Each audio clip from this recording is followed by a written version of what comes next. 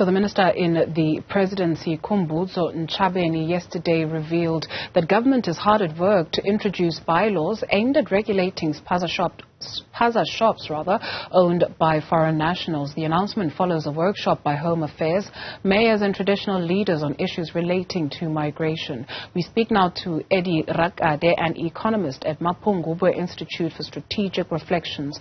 Thank you very much for your time this afternoon. What do we need to understand about the ecosystem of spaza shops in South Africa?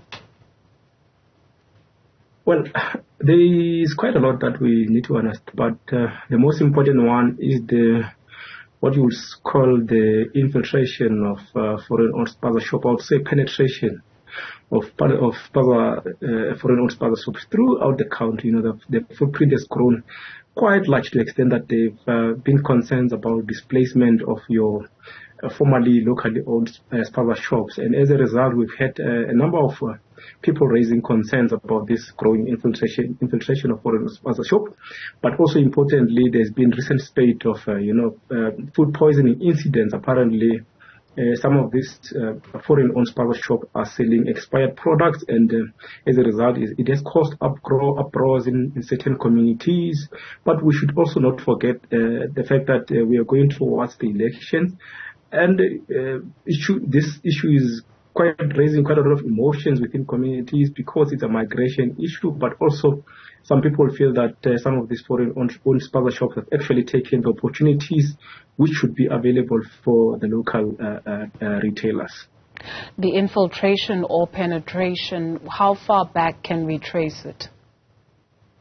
Well, it's quite a recent phenomenon. I think we have started seeing the increasing penetration of this foreign-owned spaza shop around say from 2011 somewhere there, but over time it has actually become very, very strong, and unfortunately the footprint is quite large.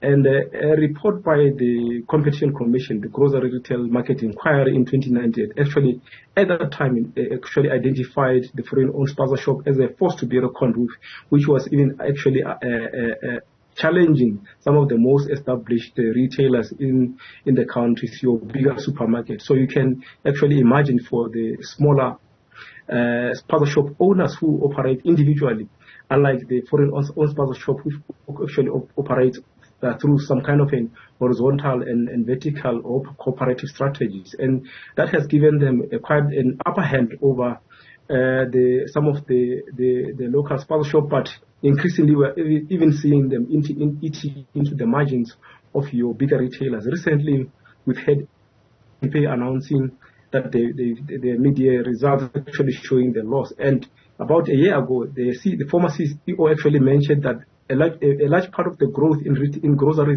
retail was going to happen through in markets where the Pick n Pay is not represented, and that market is essentially the small convenience store, which are mostly dominated by those foreign-owned spaza shops. And what is that put down to?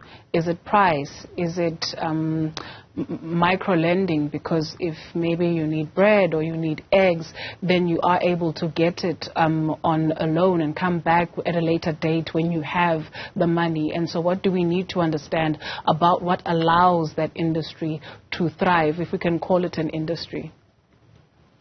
Yeah, well, there's a number of things, and actually they're also identified in this Competition Commission report that I mentioned. One of it is proximity, because they're mostly, located in close proximity to the locals. People don't have to travel long distance in order to reach them, and they're there's also an issue of pricing again. They've got better price offers as a result of the horizontal and vertical cooperative strategy that I mentioned. Horizontally, you would find that a syndicate of close spaza shop owners would cooperate on procurement opportunities. For instance, they would have one logistic company that is providing them with the stock.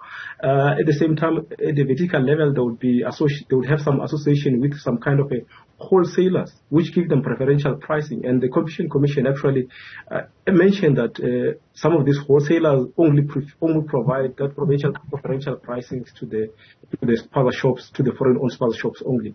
And lastly, there's also an issue of credit, as you just mentioned. They are very flexible on credit. People are able to get the product, to access products and services there on credit and pay at a much later stage. So those are some of the attributes which make them much more competitive relative to our own locally owned spaza shops.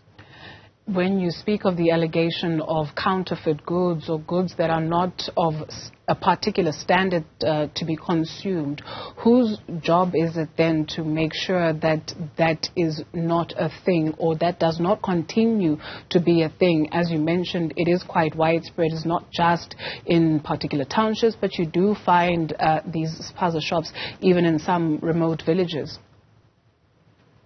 Yeah, I think perhaps maybe to be fair, it's not only the foreign-owned spaza shops which have been found to be selling expired. We've got incidents where even some of our favorite big supermarkets have been found to be wanting in that area. So, but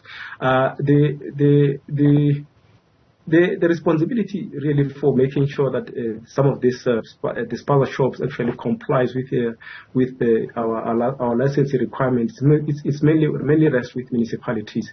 So in terms of the constitution, municipalities must provide licensing to the traders, and the licensing mainly is just to make sure that comply with the health standards, the environmental standards, and so the municipalities must have environmental units within their structures that will then go and inspect these spaza shops or the shops on a regular basis. But unfortunately, we know the current situation with many of municipalities. They are very struggling, and many of them don't necessarily have those environmental units, so they are unable to do those regular inspections. Hence, we hear the suggestions by the cabinet yesterday mentioning that they are going to intensify, the inspection of this foreign-owned spaza shop. But the question is, given the current situation we have with municipalities lacking capacity to conduct those inspections, who then would then be responsible for doing those inspections? And we've now seen we're now beginning to see communities taking the law out onto their own hands, and also the rise of these vigilante groups going to the spaza shops conducting this inspection. And sometimes it's not a peaceful way. Sometimes these inspections are not peaceful because some of the shopkeepers are abused. Their stocks are being looted at times. So it really needs to be conducted in an orderly manner, and hence we really need these municipalities to get their books in order to make sure that they've got those environmental units which can go around to conduct the regular inspections at the foreign-owned spaza shops. Eddie Rakade is an economist at Mapungubwe Institute for Strategic Reflections. Thank you very much, sir, for your time this afternoon.